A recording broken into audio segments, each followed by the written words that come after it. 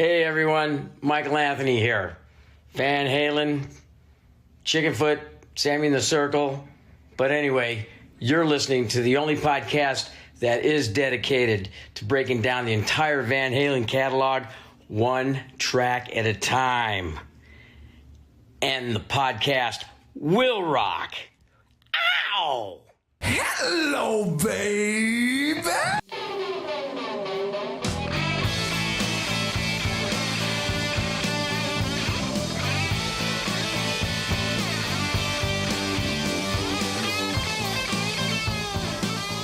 Welcome back, all you rockers, rockettes, and everything in between. You have joined us for a new edition of And the Podcast Will Rock.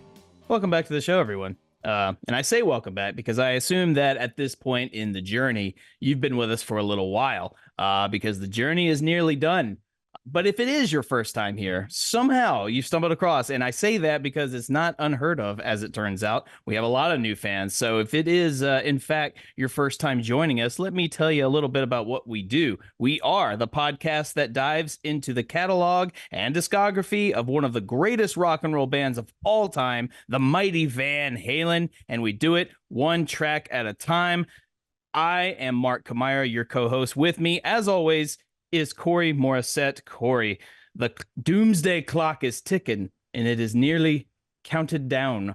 How do you feel? You know what? It kind of became more real today because I was actually working on our schedule for the next few months because I'm taking off at the end of July to go to Toronto to see Sammy Hagar and the boys.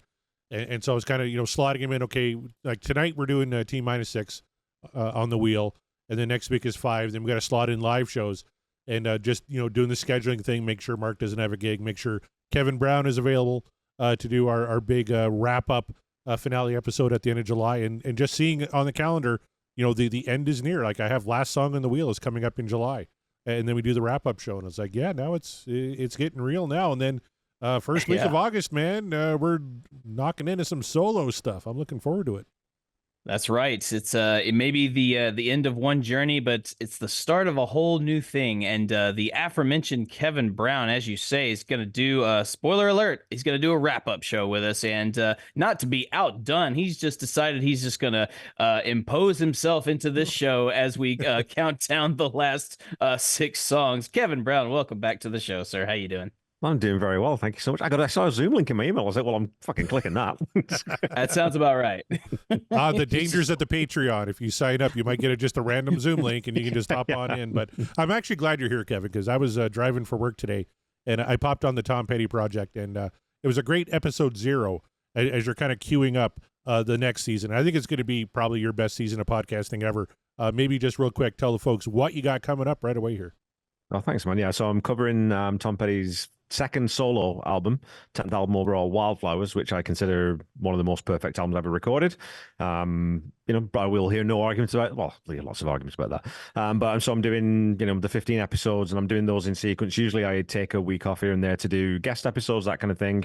So it's 15 songs, 15 episodes straight. And then I've also got guests on to talk about each song. So, I've brought back certain guests. Mr. Morissette's going to come on and talk about a track from the album, and just to get some sort of insights from people, so it's not just me rambling on about these songs, because I know it's an important album for lots of people. So big season coming up for me. This is the one that I was waiting for the whole time while I've been doing this podcast for just about 2.5 years. So it's here, and I'm really looking forward to it.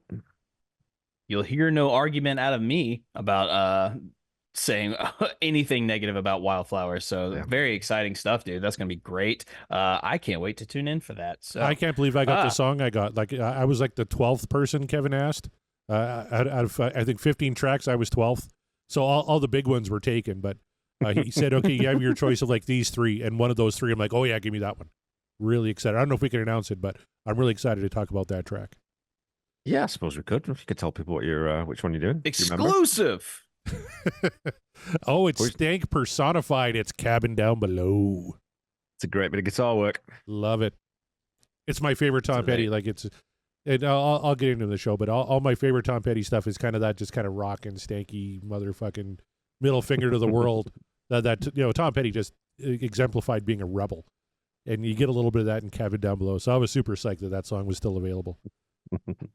Oh yeah, there you go. An exclusive for the fans, the crossover fans, if you will. Your scoop is in, so tune into that. The Tom Petty Project, absolutely. But before we head on over to Tom Petty, we got to stick with what we know, and what we know on this show. Well, we're not experts, mind you, but we know a little bit about Van Halen. What is going on in the world of Van Halen news today, Corey? Holy cow, we haven't done one of these shows in a hot minute, Mark, so there's a ton. No, we haven't. First, a lot of Van Halen news from my own household. First of all, there it Look is. at that. There it is. Yeah, baby. Showed up the other day. The collection volume 1 redone with the laminates, which I have just back there. They're phenomenal.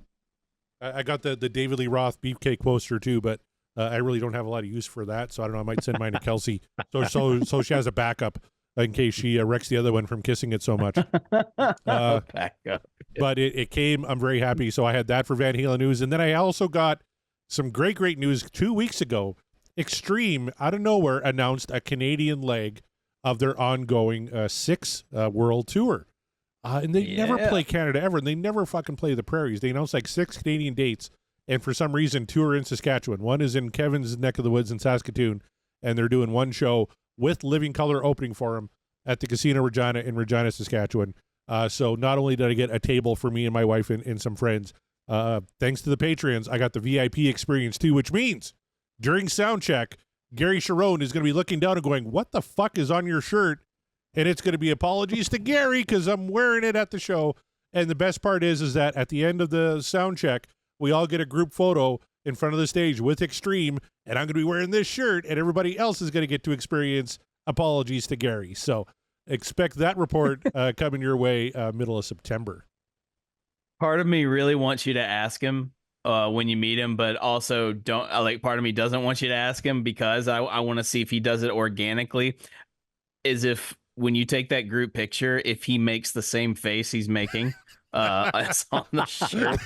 Yes. Because look, yeah, as you say, it's finally gonna happen. Like, if maybe he's aware of these shirts before, or maybe he's not. Let's pretend for a second he isn't. But Corey himself is going to the show. He's going to be wearing the shirt.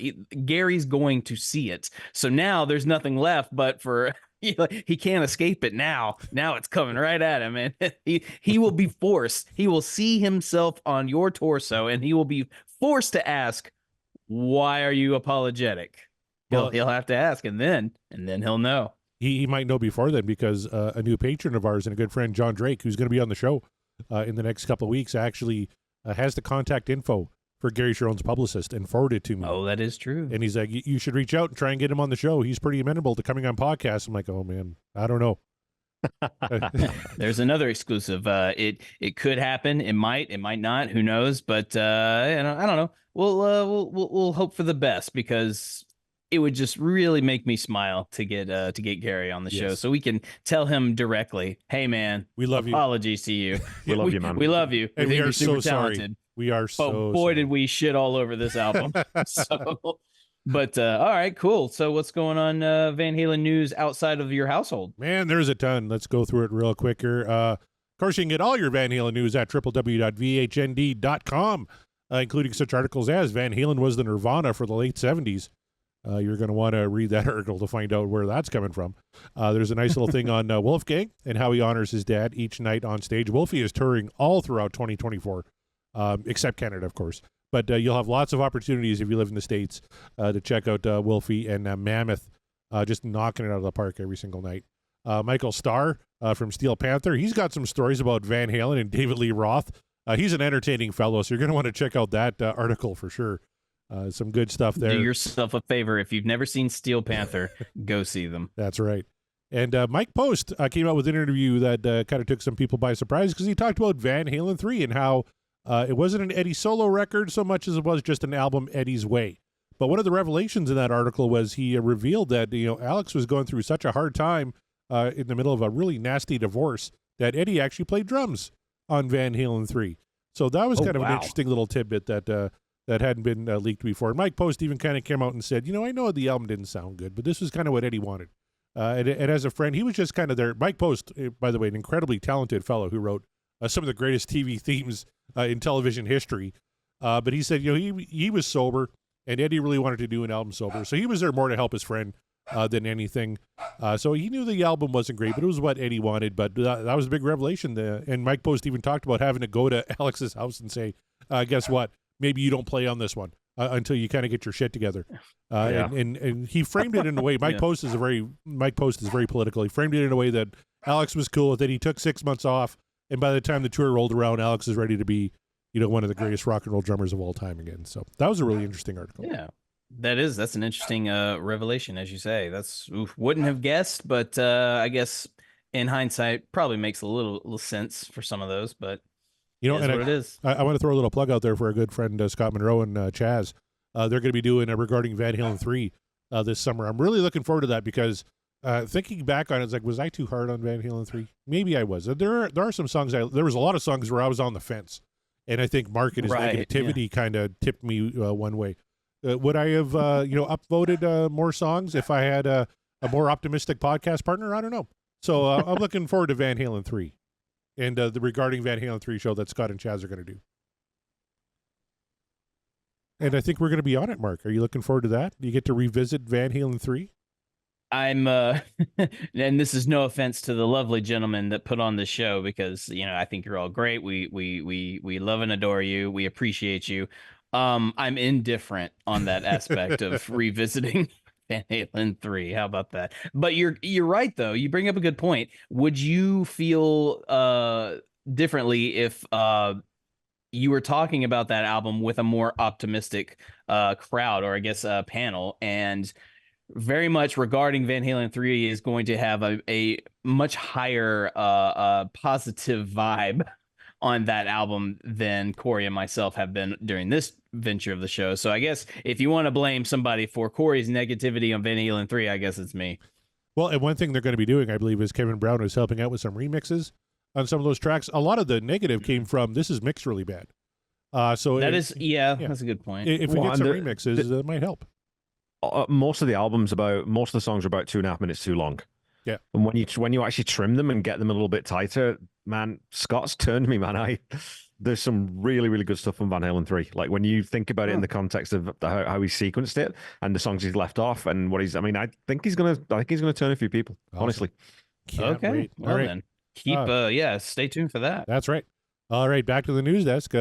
They were nuts. That's a quote from Ann and Nancy Wilson on touring at the Van Halen Brothers. They opened for the 1979 tour back in the day, and they were on the Howard Stern show. Of course, Heart is now back together again, doing their Royal Flush tour with Cheap Trick and others. Not coming to Saskatchewan, unfortunately, but Ann and Nancy Wilson back together telling stories on Howard Stern about Van Halen. You'll definitely want to check that out. We have a new David Lee Roth song, Mark. No. I know you're excited about this. Scotch and Sofa. What do you say? Do you want to play a little bit of it? I really don't. Well, here we go. Everybody else. Yeah.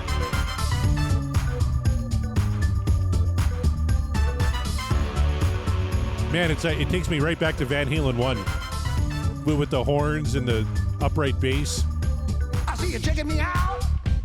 You approve of my intention. Your word does get around. By my no invention. Big city wide open town. Yeah. Wish for drinking. Boys will be bored tonight. Honey, tell me just what you're thinking. Ooh, yeah. Scotch and Sofa. Oh, yeah. If you need me, try me weekly, freaky deep. What's the point of this exactly? What? Why? What? I love that. Can't stop it. Scotch and sofa. God. All right, that's enough of that. We're going to put that on the wheel next season, Mark. You looking forward to it? Oh no, I'm really not now. now I'm second guessing everything we've got planned. It's just I guess that's not the worst thing I've heard him do. So, yay, awesome, fine. Well, I tell you what, something you should listen to, Mark Meyer, is Nina de Gregorio's take on Eruption on her violin. This thing is I've heard fucking it. Amazing. I have in fact heard Holy it. cow. And yes, it is. Yeah. I won't play it here tonight, but go to the vhnd.com and check out Nina's take on Eruption. It's spectacular. Michael Anthony still open to performing with David Lee Roth. Of course he is. He's Michael Anthony. He'll play with anybody. And you'll see even more surprising appearances later on the news desk here. But yeah, he says, Dave's Dave, and he hasn't talked to him in a few years. But he'll play with anybody. Maybe he'll go play with Roses of Sharon, Mark, if you ask him. That'd be pretty cool. That would be pretty cool. I don't know how Michael Anthony feels about Killswitch Engage, but if he's keen, then sorry, Warner, we're kicking you out from Michael Anthony. I think he'd understand. Well, I hope he would anyway. But. He would. All right. I mentioned this on one of our live shows. I think it was the For Unlawful live show. But Behind the Music is going to be spotlighting Wolfgang Van Halen on an episode. That's coming back to Paramount Plus next month. Oh, wow. Bringing it back. Nice. Yeah. Paramount Plus had a season last year. I can't remember the bands they had on there. I don't have Paramount Plus, but I'm going to have to sign up for the free week just to watch the Wolfgang Van Halen episode. That's all you need, really. Exactly. Just a free trial. Yep. This is kind of cool. Everyone knows about the canceled 2015 Eat 'Em and Smile concert that featured the original band, and then Dave Lee Roth kind of inserted himself. And they packed so many people into the Lucky Strike in Hollywood that the fire marshal shut the show down right before they were about to launch into Yankee Rose. So that show never happened. And I think it was Steve Vai talking about David Lee Roth's reaction when the fire marshal said, "You can't go on." He said, "Perfect. Now we're going to get even more press." And he's not wrong. They got even more press from that. So I really wish that they would kind of reform that band with David and go on the road, though. Fuck, I'd go see that show. I mean, I think a lot of people would. I don't know that you would be treated to a very good sounding set, but I mean, maybe the music would be all right, I think. Doesn't it just show the mentality of the guy, though, that he was more excited about getting the press than actually performing with his old bandmates? Like, of course. Yeah. If that's your priority, I don't know, man. That's always been his priority, I think. Yeah, I think so, too. And finally, Michael Anthony hit the stage not that long ago with members of Green Day. They have a covers band, kind of like what Taylor Hawkins did way back in the day, called the Cover Ups. Green Day's side project is called. And they brought Michael Anthony on stage, and they performed "Dance the Night Away," "Ain't Talk About Love," "Rock and Roll All Night," and there's some videos here. There's them playing "Ain't Talk About Love." There's "Rock and Roll All Night." So yeah, you can catch all those on the Van Halen news desk. All the news that's fit to print. So it's basically just 2/3 of Green Day plus Michael Anthony. Exactly. Yeah. Nice. That's the cover-ups. But Michael Anthony, like I said, he'll jump on stage with anybody. He was on a cruise with ZZ Top, and he jumped up there and did Beer Drinkers and Hellraisers. And so good. Oh, it was so good. Oh, that's awesome. Yeah. And now he's on stage with Green Day, doing "Ain't Talking About Love." Fantastic stuff. You watch that video though, hey Corey, because he jumps up with ZZ Top, but he doesn't have his guitar, yeah. And he looks so lost. It's like he doesn't know what to do with his hands. I know. He's like it's completely foreign to him. It was great. I'm not a lead singer. I don't know what to do. All right. Well, thank you very much for the news. All right. So it's been a while since we've done a regular show, so I don't even remember where our last poll was. I think it was "Take Me Back, Deja Vu," way back show 128. I think you are correct. Yep, that is the one. So, "Take Me Back, Deja Vu." We already knew right at the top how people were not keen on this particular track, or at least they told us that they were not feeling it. So based on the poll results, we got a 71.2% What Dreams Are Made Of over a 28.8% Dream Is Over. So while it wasn't a huge, I mean, that's one of the lower scores that for voting up anyway that we've seen. It's not the lowest but by far. But are you surprised by the way this voting poll happened?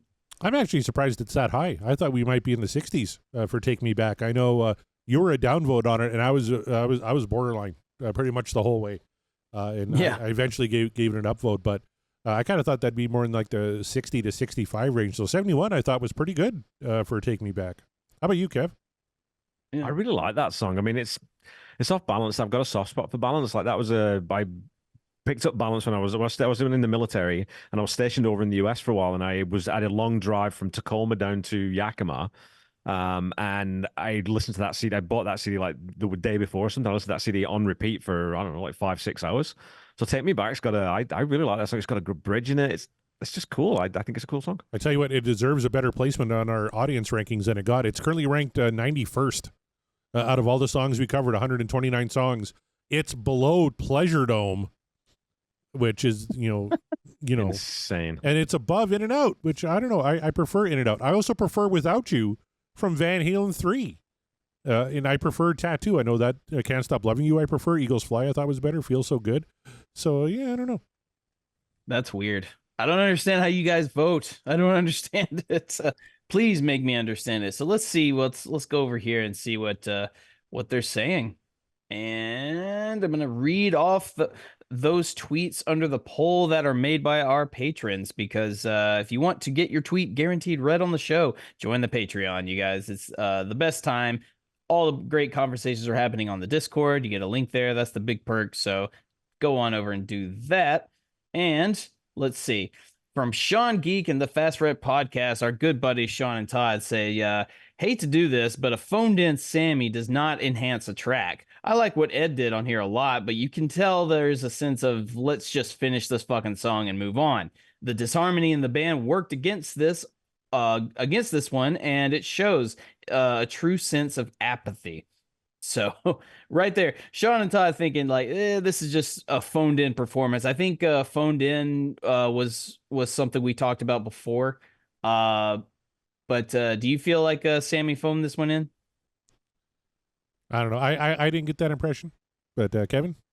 Not for me, no. I mean, it's not in his top end, right? I mean, he's not sitting in his highest register, but I think he's a great job. I mean, like I said, that bridge in the middle of this song is, and the way it leads back into the chorus again.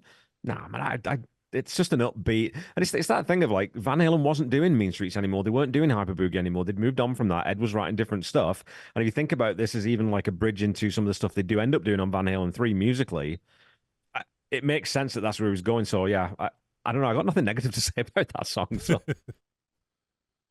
well, there you have it. Rava Flav says, well, they can't all be Panama, but it would be pretty cool if they were. So I'm assuming he voted that one down. So there you go. And of course, Brewer and Monroe said they have it on Discord. So I think that might be the tweets. And a special shout out from our friend Wabo and Cabo says the only song I've voted down were from Van Halen 3. Otherwise, I love it all. So he likes this one. So like, all right, that's fair, but it's probably like a soft What Dreams Are Made Of. I get it. Going over to the Discord where all the little manifestos are happening. Again, if you want a link to the Discord, join the Patreon, you guys. And going on over to our buddy Josh, who says, Take Me Back should include a QR code for a free download accompanying the purchase of a dad's starter pack. And then he, along with it, he actually gave us a visual demonstration. I'm assuming that means, Josh, you were not into it because it's too much of a dad rock anthem, and which is hilarious. Scott Monroe, our friend Scott Monroe says it's barely What Dreams Are Made Of for me. I enjoy the chorus well enough, and Eddie Van Halen's playing is light and breezy in the verses before ratcheting up to some quality chugga chugga. I don't include this one on any of my playlists, but it's also not a skip if I'm listening to balance. It's perfectly adequate. It's a perfectly adequate album track. So again, there it is. The soft hand rate, the soft, yeah, What Dreams Are Made Of, but just a little bit. And I don't blame you. It was not What Dreams Are Made Of for me, but I understand. Chad says, I'm such a Sammy homer that it kind of hurts to downvote this one. However, this is one of the most forgettable tracks in the catalog. It's another downvote. So a lot of downvotes happening. So it's a wonder this thing got to 72%. Greg Zito says, I haven't heard this track in forever. The guitar is great, but the song feels a bit unfinished. I wish Bruce had asked Sammy for a third draft of those lyrics. 51% What Dreams Are Made Of. So, there it is. We have a number confirmation there. I like that. Thank you. A 51% for him. Jeff Brewer says, well, it's a little less formulaic than Can't Stop Loving You, but not by a whole lot. Interesting guitar work by Eddie, of course, but that's about it. Still enough there for an upvote, just not an enthusiastic upvote. It reminds me a lot of Jimmy Buffett parrot head style music, albeit with a little more muscular guitar. So Jimmy Buffett parrot head style, that to me that says dad rock to me. And I don't think that's a negative.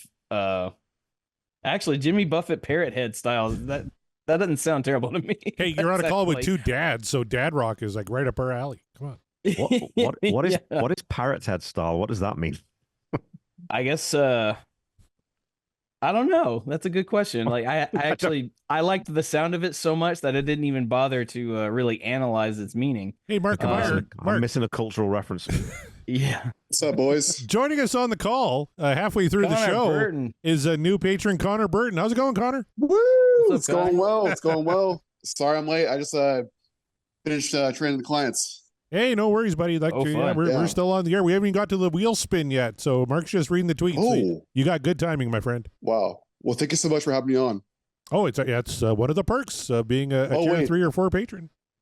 Not to cut you and Mark off, but last show I was on for You're No Good, the lyrics were up, and literally, I thought the recording wouldn't be able to see me, but I was on my phone a little bit, so I apologize. But my girlfriend's from Colombia, and I told her the song was You're No Good, and she thought I said she's no good.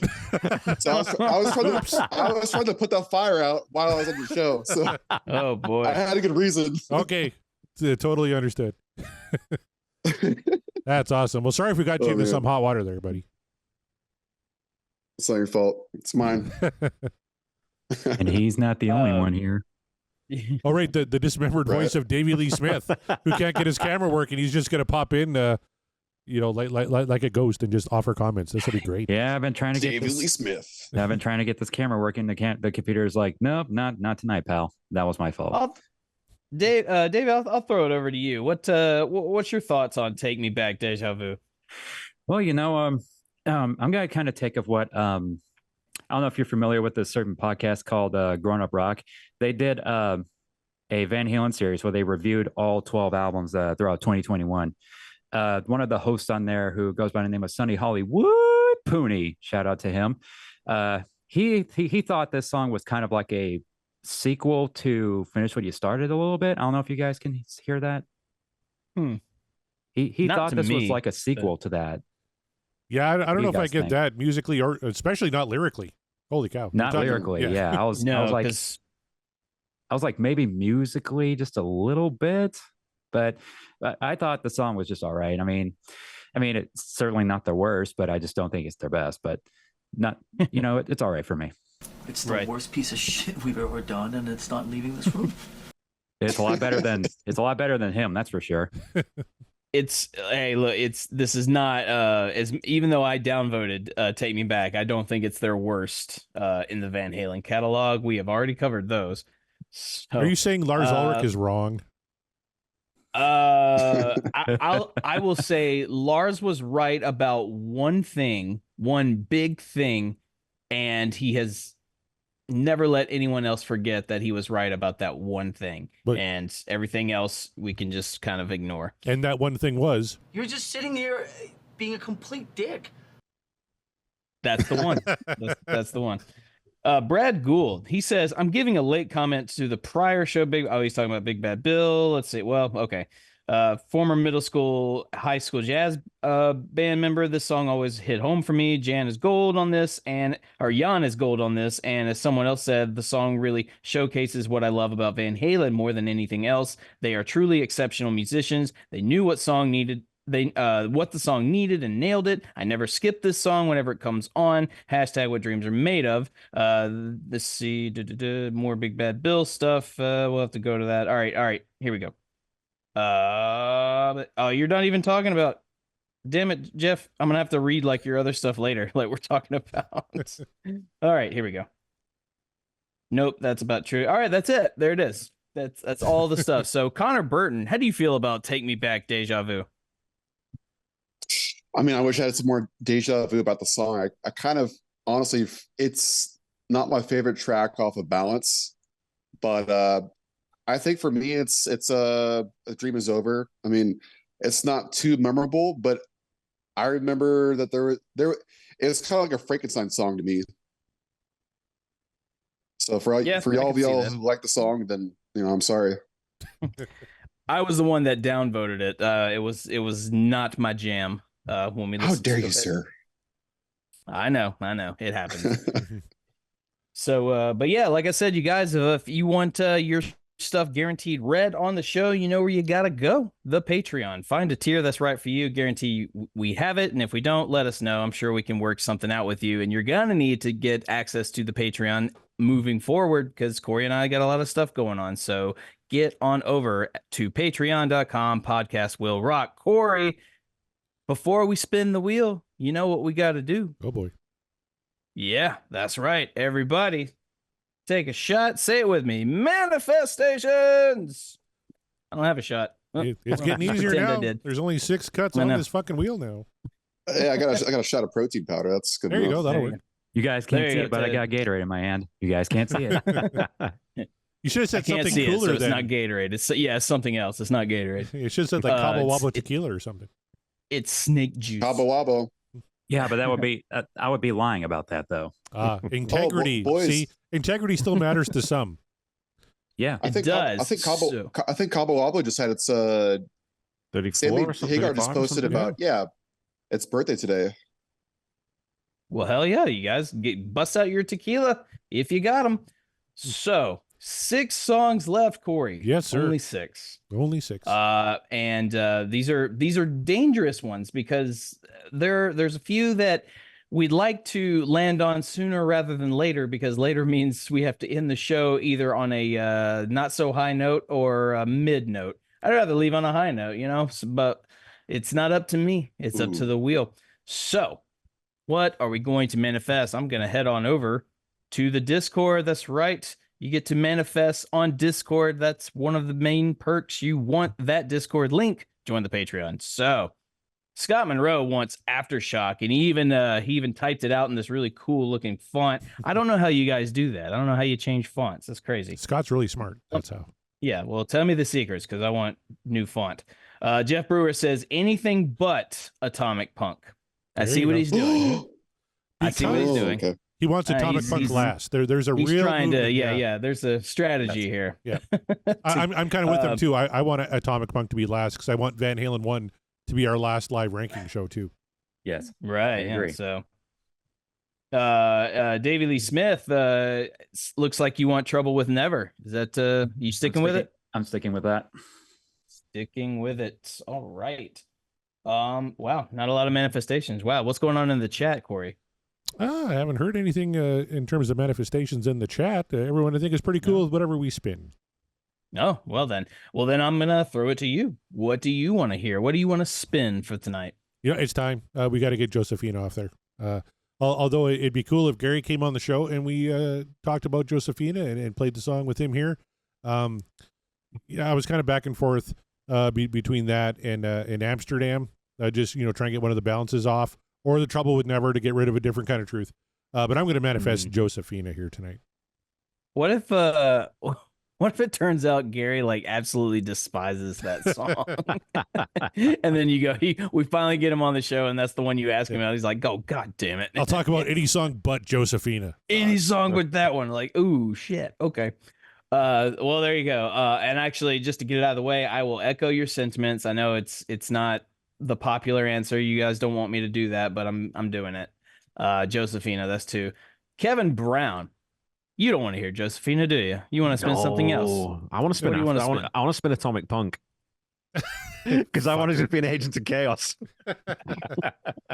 We You get rid heard of it here, Mariano so and then we I bring just you think on. there will be Come on. something. There will be something so poetic for this show to finish on a dud. And I know it'd be great to finish on a good. It would be so funny because it would be so in keeping because you've had such highs and such lows. It would it would just make me laugh so hard. It would be hilarious. I too am an agent of chaos at times, so part of me wants that to happen just for the chaoticness of it. But I don't know. We'll see. Connor Burton back on the show. As you can see, we only have so many tracks left. So what do you want to manifest on the show tonight? I want to manifest Atomic Punk, not to copy Kevin Brown, even though that'd be cool. But Atomic Punk. Atomic Punk. They just want to go ahead and listen to a banger, and they don't even care how we feel about it later, Corey. They want us to go through the Van agony of Halen landing won. on a dud. Oh, I love our chat. First of all, Jeff Bruce says Kevin Brown officially sucks. Why is he here? And Scott Monroe pointing out to Mark that Josephina is about his mom, so I'm guessing he's going to be good with Josephina if we get Gary on the show.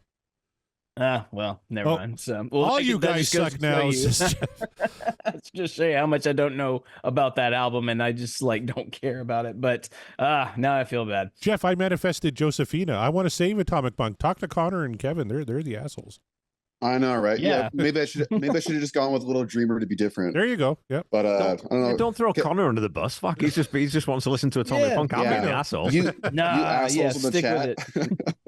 Stick with your convictions. Yeah, you're The still chat good, is Connor. toxic. You're still good, Yeah. Connor. Kevin, however, we just lost Jeff. He just canceled his Patreon. Oh no. Hey, Corey, Well. Corey, since I got on late, have you made any British jokes about Kevin yet? I have not. Do you have some? Go ahead. I don't know. Maybe I should defend Kevin. Like, if you touch a hair in his head, oh, no.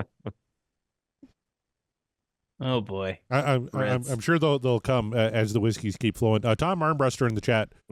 We finally got a real manifestation. He wants Aftershock. Aha. Hmm. Here we go. Here we go round,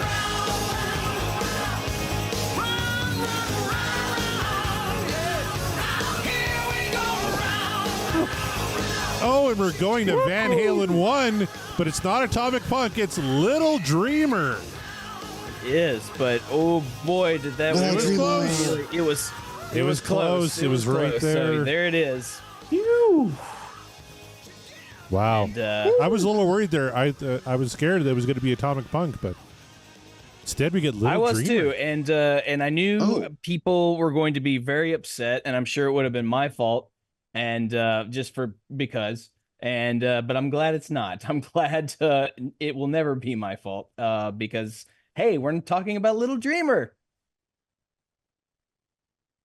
I thought I was tripping. It's on the Trouble with Never right now, but it must have. I removed. Yeah, I removed. He the, removed Little yeah. Dreamer. Yeah. Damn it, Corey. because He we're does down that. to 5 It keeps now, it, yeah. Got to save the wheel now. We're down to the last 5 songs, but we're going to listen to Van Halen 1 tonight. It's hard to be mad at that, I tell you. That's right. It's a home run album, as Corey and I have expressed our deep love for the first. Hell, I mean, I think everybody listening to this show has a deep love for that first album. And if you don't, I'd be very curious as to know. I was like, oh, really? Well, which one does it better for you?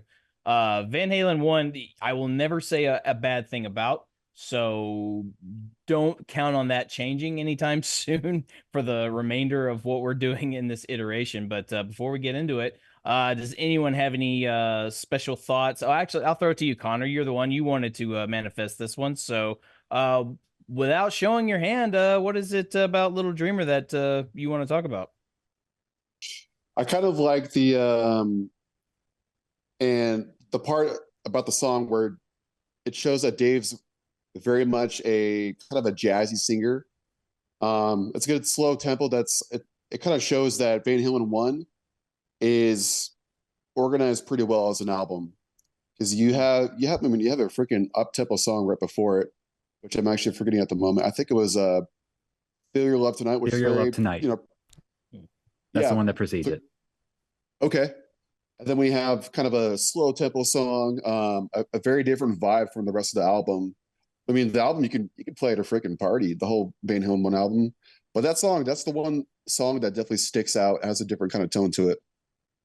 Right on. So that's something to look forward to. And we all have a basic idea of what Van Halen 1 sounds like, even if you don't know it front to back, memorize. You know what the sound of Van Halen 1 sounds like. So this would be a little, not necessarily a wrench in the cogs, but something just a little bit, a little different, a little take the edge off a little bit. So if everybody's ready to do it, what do you say we spin this thing? All right, let's head all the way back to the debut record. This is a song number, 9. If you're looking on your streaming services, the 9 out of 11 songs on Van Number Halen 9. 1. Yeah, number 9. This is a little track called Little Dreamer.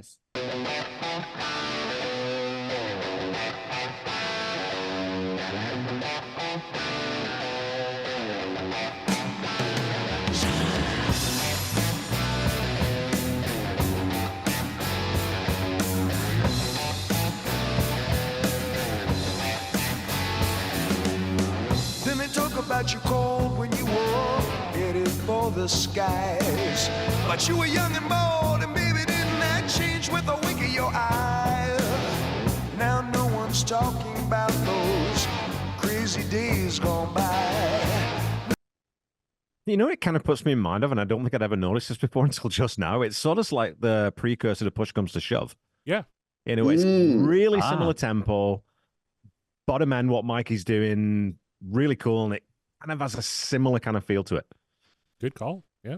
I can see that. Yeah. Well, it's a darker tune, so that's what it's got in common with Push Comes to Shove. But except Push Comes to Shove, I think has more like that R&B feel. I don't think I'm not really getting that off of Little Dreamer. Not much though. Yeah. But I mean, it's Van Halen one. It's still got that Van Halen Brown sound that a lot of us adore. It's still the tone that Eddie is distinctive for.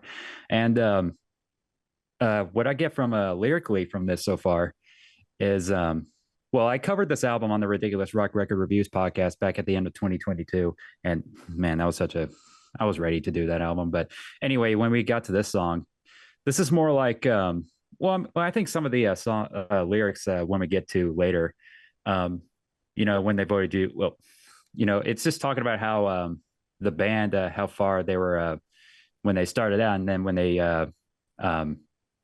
you know, when they started out, and then when they got to the first album, they were starting to really take off at that point. So we'll get more into that later on, though. I always thought it was about a girl in high school he's talking about. Well, that's some good history. What I picked up on, like, that intro was cool and then Dave's like, shut up. And then the guitar tones where Eddie's like, damn. That's really cool. Well, I know in the demo version or the 77 demo it was a lot faster. And I really... Oh, really? Yeah, I'm really glad that they kind of found their groove and went more to a bluesy a tempo on this, because I think it fits the song a lot better. Yeah, tempo's important, man. Like, you know, you play some songs even 5-10 BPM faster, and it's just like, oh, it's kind of lost its heart a little bit there. Yeah. I think the song needs to be at this speed for me. Scott Monroe in the chat says, I made a claymation video in high school with Little Dreamer as the soundtrack. It made no sense, but it looked and sounded cool. So it's just like a Zack Snyder movie. Makes no sense, but it looks and sounds cool. Does Scott still have it? I mean, maybe if he's still got it, that's got to go on the Discord. Yeah, you got to put that on the Discord, buddy. We got to see that. Yeah, if you have it, Scott, show it. And if not, recreate it. Yeah, claymation, that's easy to recreate. Go ahead. But I love that the statement he made prior to that Mark is our Lord and Savior. I appreciate that. That's right. I don't know why he would Our say Lord that, but and Savior. I love that he says. I love that he thinks that. I'm flattered. Is it a Patreon or a fucking cult? Dear God, I don't know which one now. We just got rid of one cult. Let's not add another. Let's get back to the music, shall we? No one talks about the times you cried.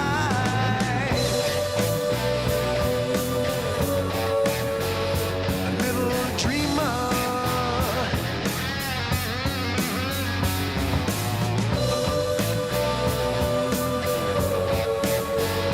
A little dreamer.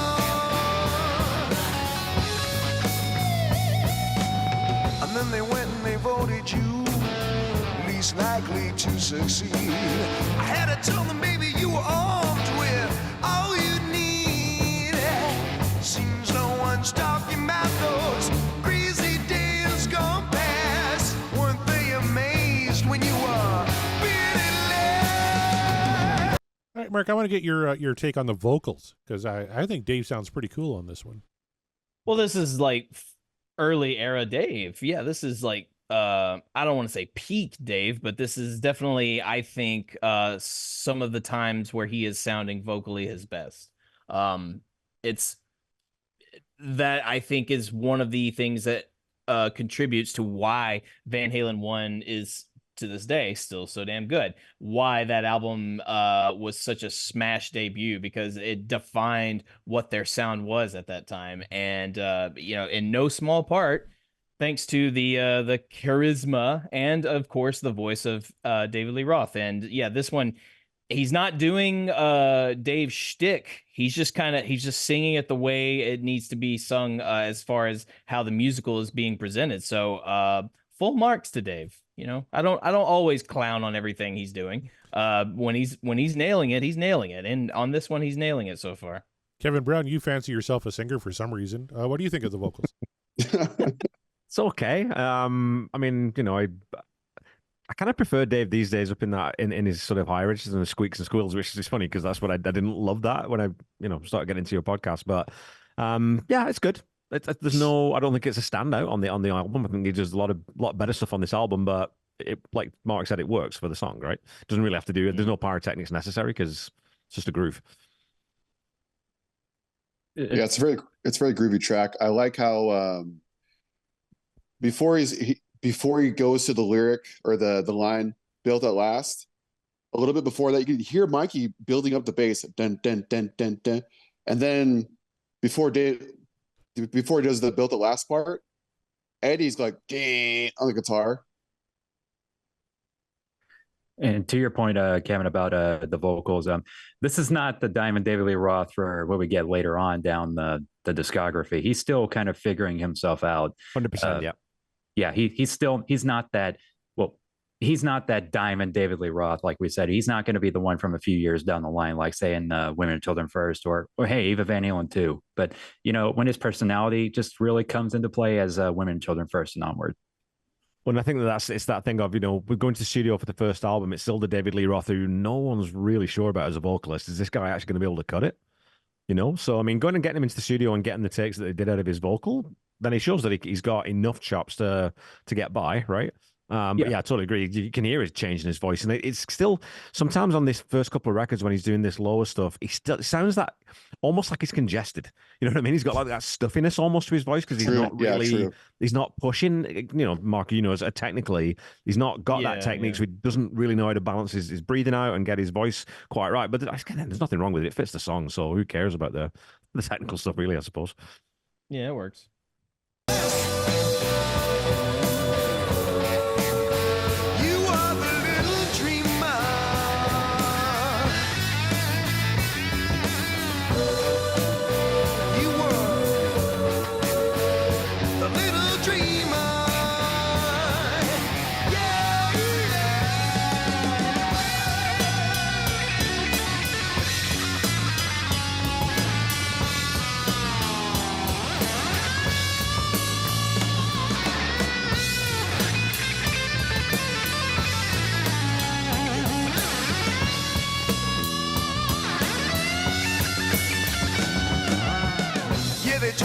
Kevin Brown, we never cut off an Eddie Van Halen guitar solo.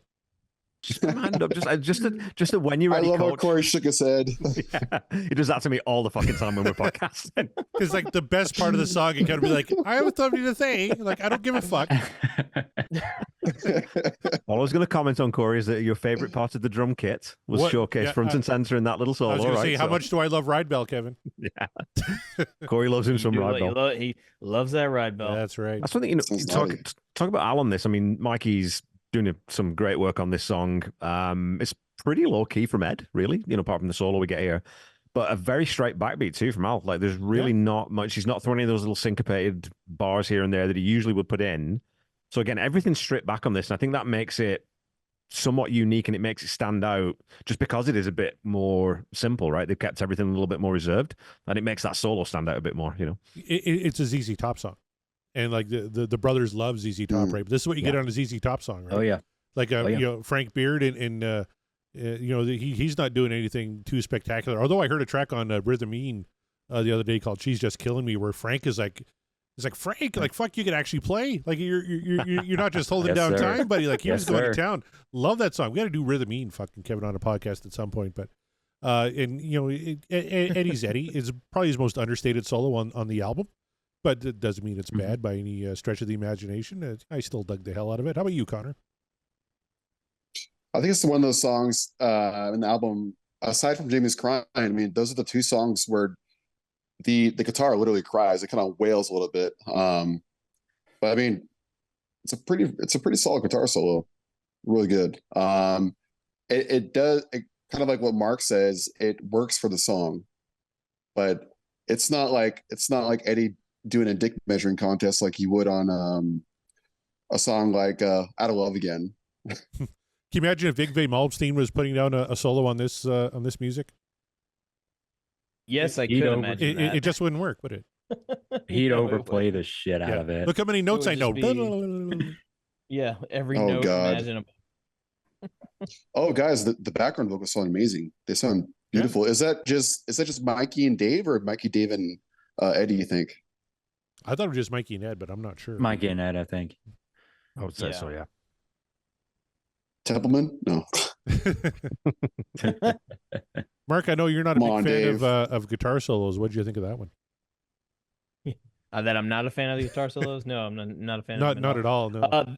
This sounded like Eddie sounded like he was playing at the edge of a cliff, and the reverb in the guitar and in the amp, it just reverberates as it's supposed to, but it feels like he's on top of a mountain and he's playing the solo. Maybe it's just because of the way the song is structured and it just invoked that, or just the absolute powerful nature of what he's doing is not incredibly, like, he's not doing a bunch of scales on top of one another, but what he is doing is just doing what he does best, and he really did it in Van Halen 1 a lot, which was hey, by the way, I'm Eddie Van Halen, remember the name, and I'm gonna make sure you remember the name, not just because we named our band after us, but also just like, I'm gonna make you remember this. And he proceeds to give us some of the best guitar solos, if not the best guitar solos that we've heard in rock music. So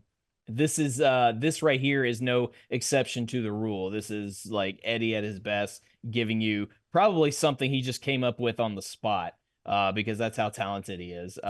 Yeah, I really dig this solo. I don't remember what the solo was like on the demo. I know I've heard it, but I can't tell you if it was different or not. But let's go to the chat real quick. First of all, Scott Monroe claims that claymation movie or stop motion, it's on VHS in a box somewhere. So Jeff says, well, find it, Scott, and convert it to digital and drop it on the Discord. So hopefully that'll be coming for all us folks. Tom Armbruster loves how locked in Mike and Al are. Absolutely. Josh says the key and tempo seems to be in Dave's vocal sweet spot. I think that's kind of the key. To the point where Jeff says here in a comment, Dave sounded good here. I wonder how the Clown would have butchered it if they played it for Tokyo Dome. And yeah, Tokyo Dome, he was he was in a higher register for some reason, and he butchered like almost every song he did. But yeah, how do you fuck up this tempo and this cadence? Like I don't get it. Like this should have been right, like you said, in his vocal sweet spot. I don't think he could have fucked it up on Tokyo Dome, could he? Yeah. I mean, there's always the chance of fucking up. It doesn't matter who you are. Oh, listen to how he does Panama on that record. Oh, it's painful. Fucking painful. Crime Dave is the best Dave. I've heard it before. I don't know. That sure is not the Dave from '78. That's true. No. Jeff Brewer says, he says, I think there's some minor thirds in there. Mark, would you agree with that? Minor thirds? Yeah, there's probably some in there. Yeah, we were talking about it because it sounds like I was wondering whether he was just playing fifths and the chord charts, but I wasn't too sure because it's not. It just sounds 50, like it sounds, It's definitely in that progression under the solo for sure. All right, let's go back. Scott Monroe says, I know it goes without saying on this album in particular, but the ooh harmonies are lovely and once again provide a nice contrast to Dave's delivery. The harmonies elevated big time. Oh, yeah. Agreed. Yep. Indeed. Always a fan. Absolutely. Could not agree more. All right, let's get back to her. About you cold when you were headed for the skies, but you were young and bold, and maybe didn't that change with a wink of your eye?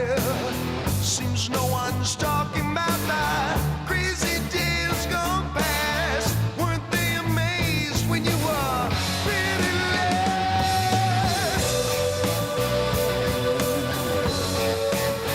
You were the little dreamer.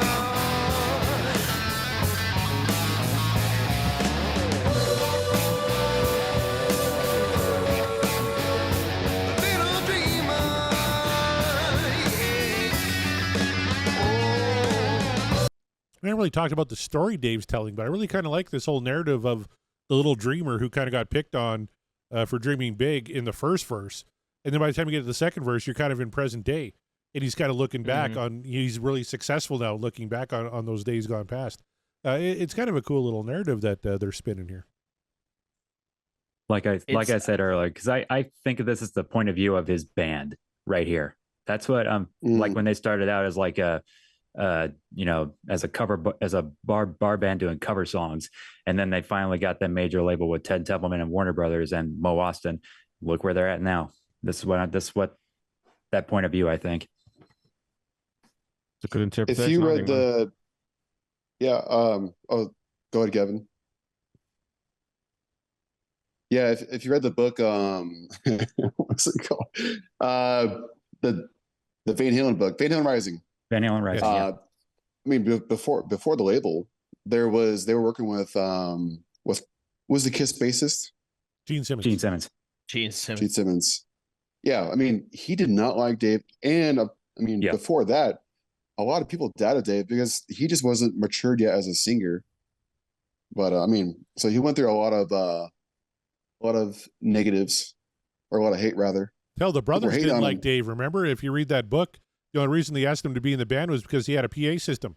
And they were sick of asking him to borrow it. They turned him down 2 times. Yeah. And then the third time they said, okay. Yeah. He's got a PA. It would be easier instead of bugging him all the time for it if we just let him in the band. Well, it was cheaper, right? It was cheaper to just let him be in the band than to keep renting the PA from him. So. And also back in the day, I mean, the kids nowadays would call it Riz. David had Riz back in the day. So apparently, supposedly, according to the book, he got all the girls and he was good for publicity for the band. Yeah. I had to ask my kids the other day what Riz was. What is it? Really? It's like charisma. Oh. Riz. Oh, my God. Oh, is that what that is? Kids today are stupid. Nah, who cares? We're so out of touch and old. My daughter's that's what our downstairs right parents now said, too. probably swearing because she could hear me just talking to myself, talking about Riz being stupid. So. All right, let's finish What do you off say a we little bit. finish this up? You betcha.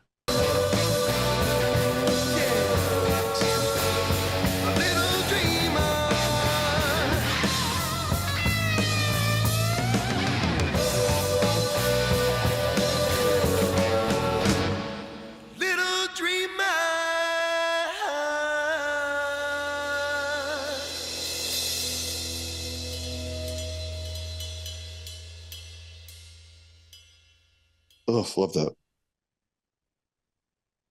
There's famously the Van Halen sort of not the concert finish, not the arena finish. They are big fans of the fade out. This time though, we get a little Alex fade out, as it were, which is that's very different from what we're used to hearing from Van Halen. Even though they are a fan of the fade out, very interesting, cool little turn of the phrase there. But Little Dreamer has been often manifested, and now finally in the final 6 it comes around from Van Halen 1. So now the only thing left to do is to vote on it, see how we feel, see if it still fills us with wonder and hope like old Van Halen used to do. Connor Burton, we'll throw it to you. You joined us on the show, just kind of not even last second, because technically we were still going, but you jumped on the call. Always a pleasure. So I have to ask you this. You're the one that manifested it, so I have a pretty good idea of where it's going to go, but you know the drill. Is Little Dreamer for you what dreams are made of, or is the dream over? I'm joking. I'm just kidding.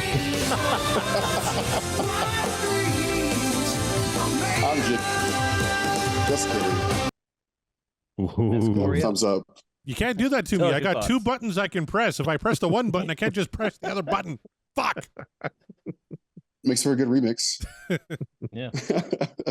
I mean, Tell us your thoughts there. Yeah, I think on the fade out with the cymbal work, that was a really good taste. I love that. And then the pause in the music before Dave falls up with Little Dreamer, that was pretty cool. The guitar work is great, and I think that the only critique I have is that he repeated the verse after the solo, And it just, that part seems repetitive, but overall, really good song. I would give the song 8 to an 8.5 out of 10. Love it. All right, there you go. All right, so Davey, I assume you're still back there, the phantom Davey Lee Smith. But if you are still with me, is it a actually you can drop it in the chat of Zoom if you want to, or you can just straight up say thumbs up or thumbs down. But I'll ask you, is Little Dreamer what dreams are made of, or is the dream over? I think it sucks. Just kidding. This is awesome.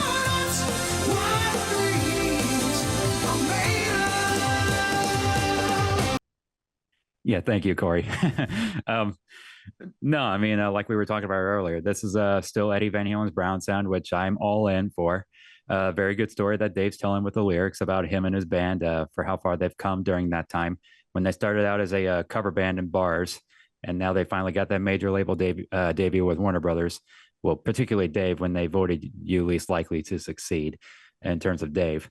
But for me, nothing wrong with the song. For me, it's become a very one of my favorite deep cuts of Van Halen. And it may not rock quite as hard as some of the other songs on Van Halen one, but hey, there's nothing wrong with that.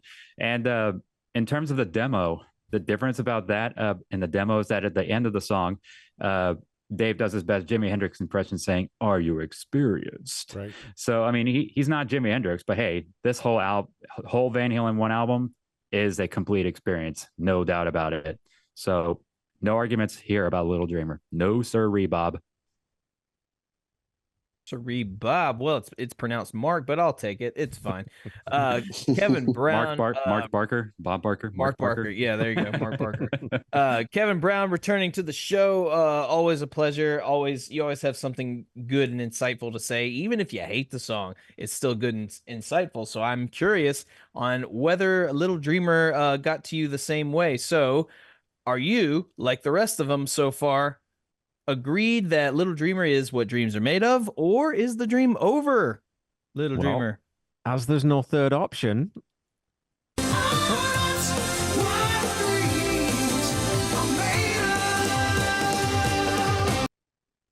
It's one of those sort of middle third Van Halen songs for me. I think on its own, it's a good song, but it's not like a massive blow your mind standout. I'm not going to say to someone, "Oh, you've never heard Van Halen? Listen to Little Dreamer." It's not one of those songs, but in the context of Van Halen 1, the album, it needs to be in there because it shows the full sort of suite of things that they were doing at the time, the types of stuff that Ed was into and then they were playing, and, the vocal styles that Dave had at the time. So I think it's, it's an essential part of the album. So it's, it's still a champion. I mean, look, it's Van Halen 1. You're not going to downvote anything off this record, right? I like that you called it a champion. Wrong show. Oh, sorry, fuck, sorry. I was editing before I came on. Oh, I see. Okay. We are the champion again. But now I throw it to you, Corey. Everyone else seems to think Little Dreamer is the little spark in which dreams are made of entirely. But you are a killer of fun. That's right. And a killer of joy. Yep. And I know everyone because of you thinks that's me, but no, it's secretly you behind the scenes. I know 100%. This. You're a mad titan, you are. So the question is Little Dreamer for you what the dream is made of, or is the Little Dreamer does he need to wake up?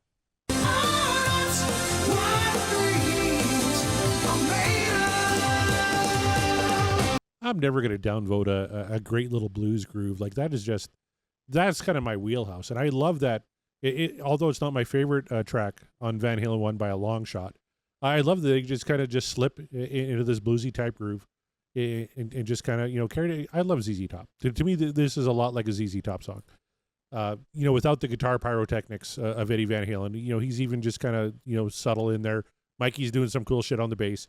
Anytime we get Ride Bell, I'm going to upvote it. I'm just going to tell you right now, it could be a fucking Nickelback song. If he's playing the Ride Bell, it's getting a thumbs up for me. Nickelback. I just say that because Kevin's on the call and he hates Nickelback. But Little Dreamer's just a great little tune. And I love that it's not Eruption. It's not Ain't Talk About Love. It's not On Fire. It shows a different side of this band. That this band could just slip into a bluesy groove and just ride it out for 3.5 minutes and make it cool as fuck. And this song is just cool as fuck. Dave sings it great. The lyrics are amazing. The band is on fire. You really can't go wrong. And this is definitely not a downvote for me. What Dreams Are Made Of, 100%. So that's, 4 of us on the call, Mark and Meyer. Is it going to be a straight 5 for 5? Or are you going to be the thief of joy this week and downvote this? Is this what dreams are made of? Or is the dream tragically over?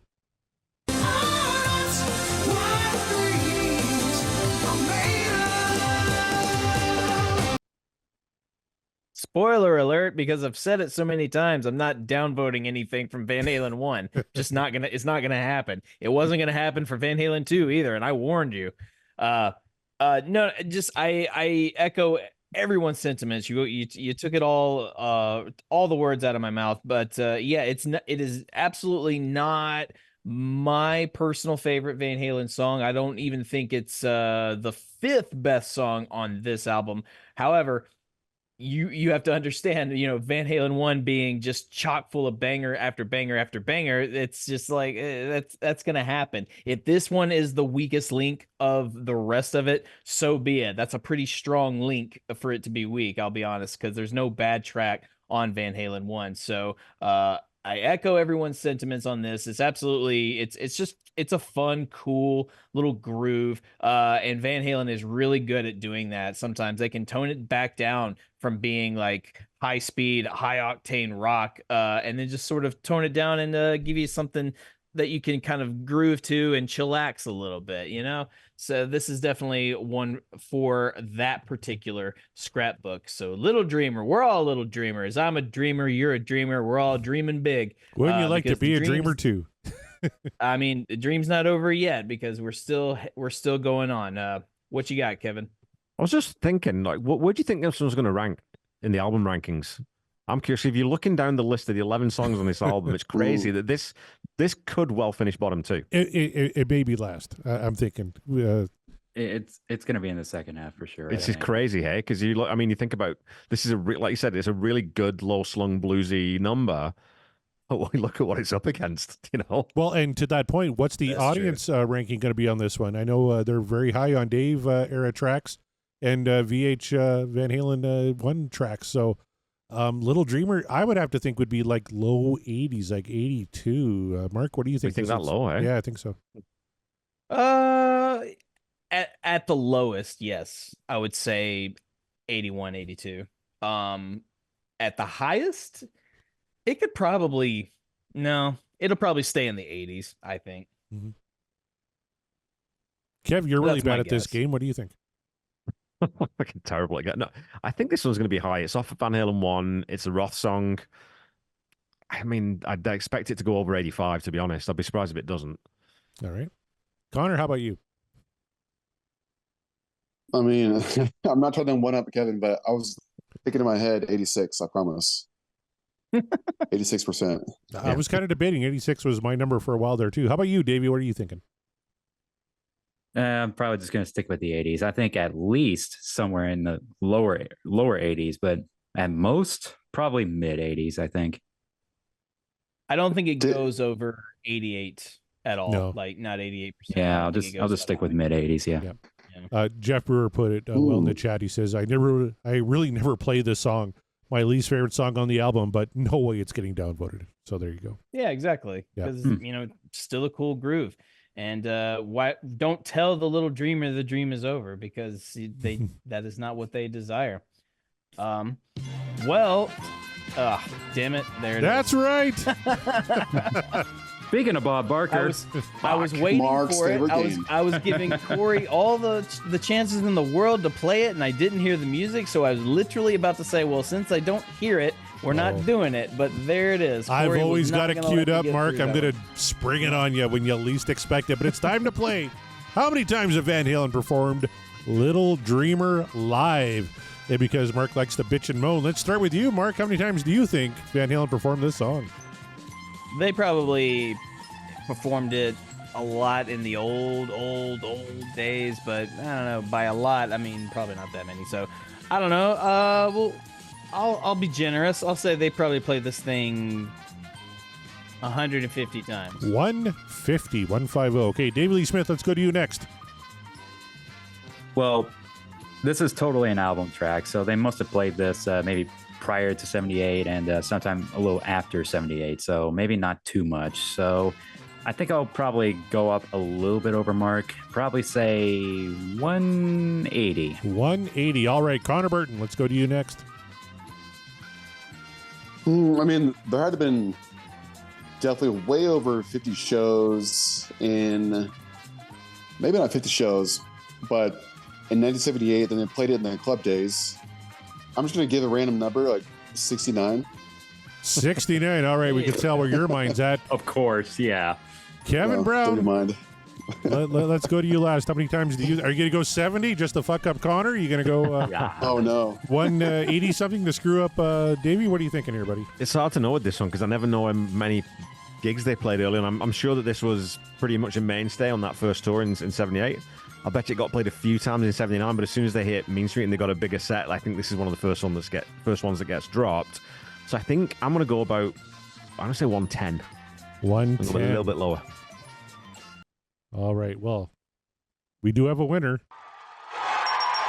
Kevin Brown is our winner tonight with 110 times. The correct answer, 134 times. Played 39 times in 1978. Also played 39 times in 2007.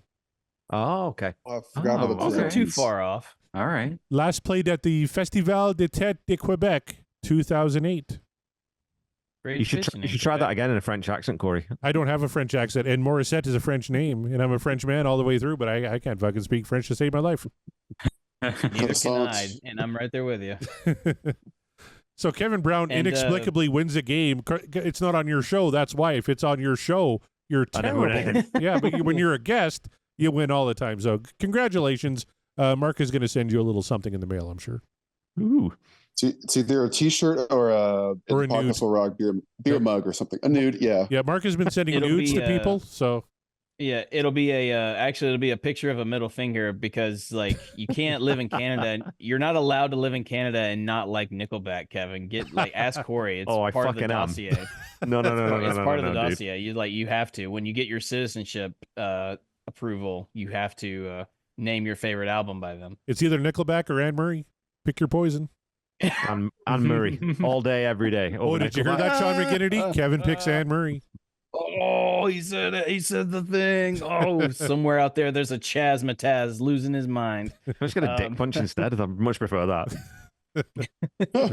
we have better bands in this country than Nickelback and Anne Murray. Come on. It's true. Rush Very came true. from here. So, Rush. the mighty Devin Townsend is a Canadian. That's He's true. a proud Canadian. That is one of the most, if not the most versatile vocalists in, I'll just say music. I won't even just say rock or metal or anything. That dude can just wail. So listen to more Devin Townsend, everybody. All right. I'm going to thank everyone who joined us on the panel. Connor Burton, Davey Lee Smith, Kevin Brown, friends of the show, patrons. You guys, if you ever wanted to, if you've enjoyed the show that Corey and I have put together here and you've been with us on the journey and you're going, man, it would be really cool if I could actually get in on that panel. You can do that. All you got to do is, what do you got to do? Yeah, that's right. You go to patreon.com/podcast will rock. Join the Patreon. Find a tier that's right for you. It's not absurd. It's not like we don't go over the top with tiers. I promise we don't. We could, but nobody would benefit from that. I don't think you guys would. I don't even know what an absurd Patreon tier would be for us.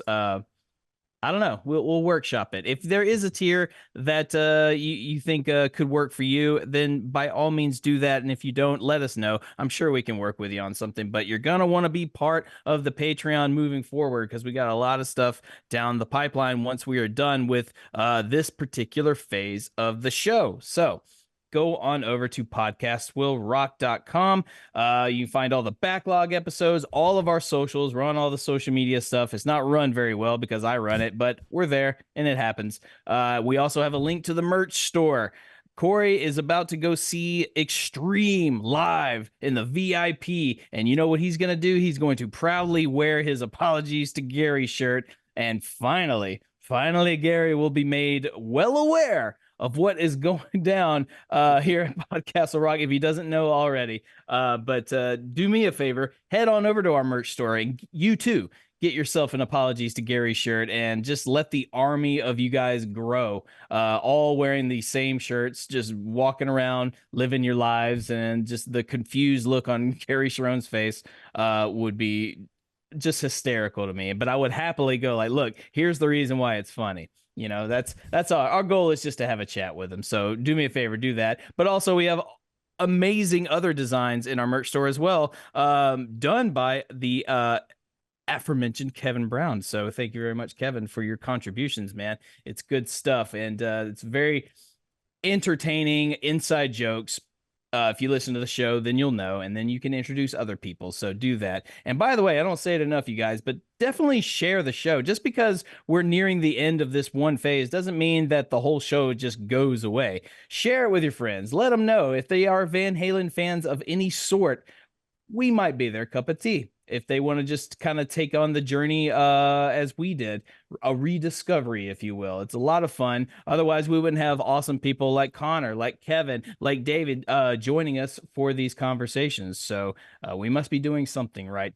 Connor Burton, thank you so much for being on the show once again, my dude. It's good to see you. Let the people know where they can find you and what you got going on. Yeah, thank you so much for having me on, Corey, Mark, and you can find me at connorburtontraining.com and, Connor Burton Training on Instagram. And a little quick story, a little kind of origin story with this podcast. I literally searched the Different Kind of Truth album on Spotify, and I was like, wait, where's the album? I can't even find it. And then I found one of the Different Kind of Truth songs on your freaking podcast on Spotify. And I was like, oh, this isn't the song, but this is a podcast. I'm going to listen. And then that's kind of how I got hooked onto your podcast. So that's kind of the little story of how I found you guys' podcast almost 2 years ago. Oh, you poor a year and a half bastard. ago. You poor bastard. I'm sorry. I know, right? A different kind of truth, bringing people together. That's what we're here for. It's the only time it's ever done that. And then my first time listening to Van Halen, was watching Superbad and hearing Panama and the cop scene. That's right. Yeah. Classic scene and great. A perfect music choice for that moment. Good stuff. So we're always happy to have you around, man. And we're so happy that despite the you not getting to hear A Different Kind of Truth streaming because it was removed, I'm glad that it still led you down the path to Podcast Will Rock. We'll be forever grateful. So the ghost of Davey Lee Smith, you can't see him, but he's there. The voice is among us. Tell the people where they can find you, what you got going on, dude. I'm a ghost. Woo! This is way past Halloween, folks. But you can find me on Twitter. I'll go ahead and spell out my name. Davey Lee Smitty, capital D-A-V-E-Y, capital L-E-E, capital S-M-I-T-Y. Or you can just look for me in the comments of And the Podcast or Rock Twitter or X, screw more on Musk. So come on, it's still twitter.com, Elon. Come on, it's still Twitter. But it's Twitter on Davey Lee Smitty. And for my, I just want to say thank you guys for letting me back on here, even though I wish I was on more of these shows, but you guys are hosting on my work nights, but luckily I'm on my week off. So that's why I'm here tonight. So, so it's unfortunate I wasn't able to come back on more recent shows because of me at work. But hey, once again, thank you for allowing me to be back on here. And it was a fun time as usual. And my parting words is that the Canadian rock musician I want to see is Mr. Pat Travers. So that's it. There you go. Just wanted to add Shout that. out there. Good stuff. But always happy to have you. And despite his hatred for his homeland of Canada, Kevin Brown, we appreciate you always being here. Clearly, because you don't give Nickelback their props, then you must hate Canada. So no more puppers for you. But where can the people find you, and what you got going on? You're a busy man these days, so let them all know. Yeah, but you used to be the nice one. I used to come on this show and like Corey always gives me shit when I podcast. This is what Corey's done to me. This is what turned you. He's turned you into a monster. I know, always I'm a my monster. fault. I tell you, I am fucking pleasant, you assholes. yeah, you can come check out the Tom Petty project. Like I said, I'm going into Wildflowers this season. Really looking forward to that. Seaside Pod Review, and then you can check out this other podcast, Ultimate Catalog Clash, that I do with the non-music historian there right at the top of my screen, Mr. Corey Morissette. We have a lot of fun, and we are doing Foo Fighters this season. We're having a lot of fun with that, so come check us out. It's a pretty good show. I haven't listened to it, but I hear good things. Got a good rep. It's got a good rep going around already. So good stuff. Tune into that. Corey Morissette. We've done another one, man. Now we are down to the last 5. And 5 to go. It's been a journey, but we are not the only journey you can take. We might be ending this iteration, but there are so many other podcasts that are doing things not exactly the same way we're doing them, but in their own way, and it's great stuff. And you can find it all on the Deep Dive Podcasting Network. Corey, what kind of shows can they expect to hear on the Deep Dive Podcasting Network? Oh, you get all sorts of great shows like the Ultimate Catalog Clash featuring myself and that British twat Kevin Brown. We're talking Foo Fighters like you mentioned earlier. Don't worry, you can just kind of skip whenever he talks and get to my insightful comments. But it's a pretty good show, I'm told. Like I said, I haven't listened to it, nor do I plan on it. You can also catch Kevin Brown at the Tom Petty Project. Wildflowers coming up this season, folks. That's going to be a great, great season. Like Kevin said, perfect album. I kind of put Van Halen 1 maybe in that category too. So if you want to hear Kevin gush about Tom Petty, that is the place to do it. Then we have Kevin and Randy at Seaside Pod Review, talking all things Queen. Scott Haskin, the sexiest man in podcasting, at Uriah Heep, the Magicians Podcast. Nate and John at the Deep Purple Podcast. The Simple Man at Skinnered Reconsidered. Terry T-Bone Mathley at T-Bone's Prime Cuts. Rye at Sabbath Bloody Podcast. Paul, Joe, and David at In the Lap of the Pods. Andy and Matt at Hawk Binge. Eric and Jonathan at Maiden A to Z. Daniel and Josh at Diary of the Madmen, the Ultimate Aussie Podcast. Ben and Sam at Universally Speaking, the Red Hot Chili Peppers Podcast. George and Hattie at the Judas Priest Cast. Clay and Rye at North by South Podcast. Greg and Jonathan at So Far, So Pod, So What? Quit It and Volume for All. Sav, Nick, Steve, and Mark at the Rock Roulette Podcast. Then we have the Chaz-tastic universe of shows, including Rush Rash with Shats, regarding Roger Waters with Wolfie, and coming soon regarding Van Halen 3 with the one and only Scott Monroe. Then we have the Rewind to 1984 podcast, the Sean Geek and Fast Fred podcast. Mark and I were just on that show before the For Unlawful show. We did a live stream talking about 5150 versus Eat 'em and Smile. Go find that wherever you get your podcast from.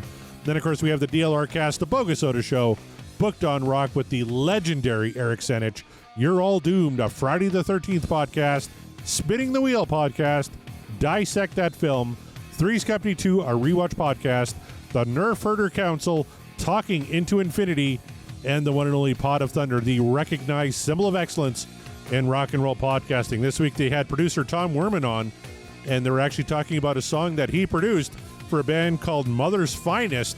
The track is Mickey's Monkey. You'll want to check that out. It's a pretty cool tune and a pretty good show.